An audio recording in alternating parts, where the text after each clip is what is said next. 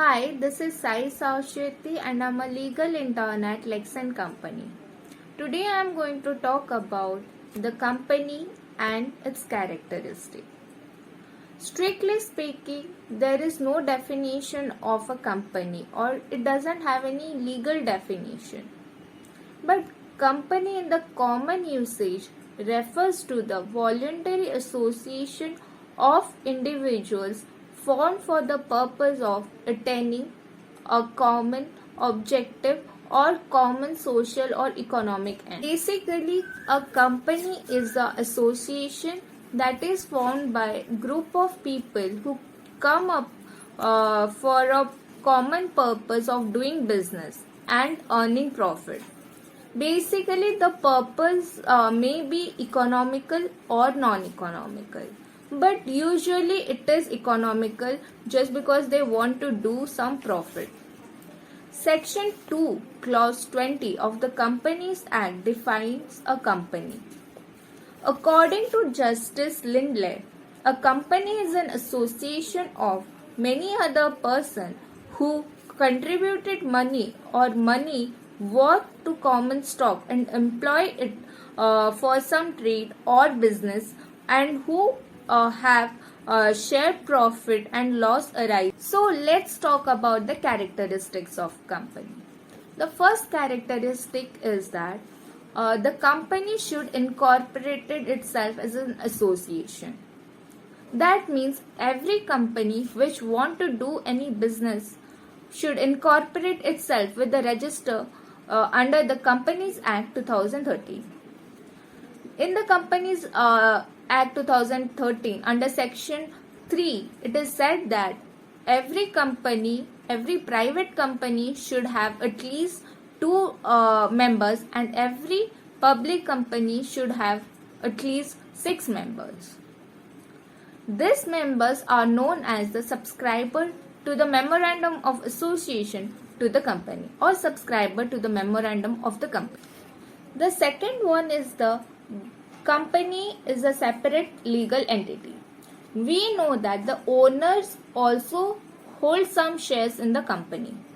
That means owners are also the shareholders. But these owners are separate or different from the business. Whatever the expenses or transaction the company is entering into or the company have its affair into, those transactions have to be recorded in the books of account. Company has a corporate independent existence. That's why the member cannot be held responsible for any act that is done by the company, even if they hold a share in the company. Third one is that the company is an artificial person. It is called as a person as it has some rights and liabilities and obligations that have to be carried out by the company. It is called an artificial because it is created by law. A company is not a natural person. Consequently, a company cannot fall or die. It can only become insolvent. The company is an artificial person that depends on natural person such as director, shareholders and officer to carry its day-to-day functioning. The fourth one is that the company is limited by liability of its member. Liability are limited according to the contribution that the members have given to the company. That means the number of shares you have and the outstanding amount on the share. The maximum loss that is equal to the nominal value of the share you have to forego. The liability is not personal, nor they are severally liable. But the liability of members is limited only to the unpaid value of the shares. A company limited by guarantee is an incorporated firm by share capital and in which liability of member is limited to the amount that each one of them is having to contribute at the time of the company when get insolvent. It is the fifth point is that the company is a separate property. That is, the company is a separate legal person and distinct from its member, it is capable of owing or enjoying or disposing the property in his own name. Although the capital and assets are contributed by the shareholders, they aren't private or joint. That's why they are not the owners of the property. It is the company who is the owner of the property. The sixth point is that the company has transferability of shares. Like the shares can be transferred in a company. Transferring of shares means transferring of membership. That means membership can be easily transferable in a company.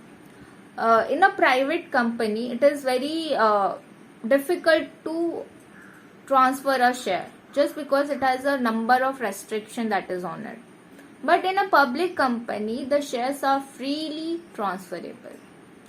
The seventh point is that the company has perpetual succession. A member may come and go in a company, but the company will remain to open, or it will function even if the members cease to exist themselves. Like for example, in a bomb attack, if the members of a company are died, the company will not die. The company will still be functioning. So the company's life lies on the incorporation. Like the example, the certificate of incorporation. It says that the company still exists. The last point on this is the common sale. A company has a common sale. This common sale is the official signature of the company. Any document on which the common sale is affixed, then it is deemed to be signed by the company. The company enters into various contracts, and over here the common seal is used. It is made of metal. It is not any rubber kind of material. It is a metal kind of material on which the name of the company, the date of incorporation, and the place of register office is mentioned. So basically in this video we learned that what is a company, what are its nature, and we discussed around 7 to 8 points in that. Hopefully you understood and you like this video. Thank you.